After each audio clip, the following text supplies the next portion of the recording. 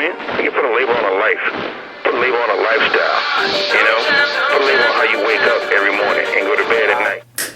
Alright gang, I got a new video series coming out. This series, I kid you not, can change everything you ever think about when it comes to exercise. Can radically change every workout you ever do for the rest of your life and your body as a whole. What we're talking about today are the 3 aspects of technique.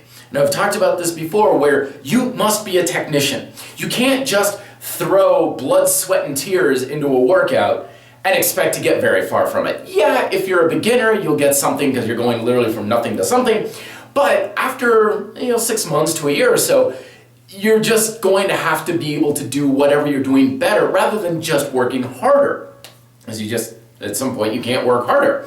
But when we say you have to do things from a highly technical standpoint, not really too much of an idea of what that means. And when it comes to evaluating and harnessing technique, my experience, and myself included for years, we know like 1% of what there is to really know about technique.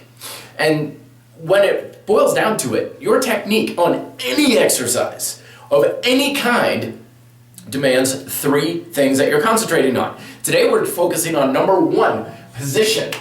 This is when I say like you have good technique, most people consider. Like if I say, oh, you've got good push-up technique, people usually think of the ideas of like, yeah, my elbows are in the right place, my hands are here, my chin's not coming like this, I'm not sagging my back, all these sorts of things. These are very important, but the key things that we need to understand about position is that it's every single joint for every single exercise. A lot of times when we think of a good technique like with a push-up, we have a checklist of things that we're like, well, where are the hips, where are the shoulders, where is the neck? And that's about it. Really, what we gotta consider is every single joint in your body for any exercise, regardless of what it is. So during pull-ups, what are your toes? What are your toes doing? When you're doing like push-ups and stuff, what position are your hands in? What is going on with the joints in your hand?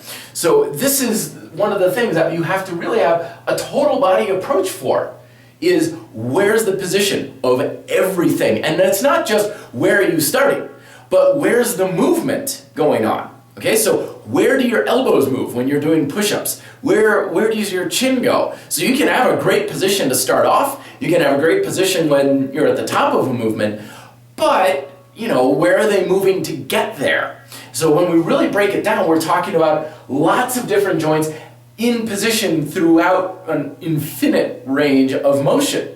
Or not range of motion, but how many different ways can I move my elbows during a push-up? These are the things that we must consider always for every exercise.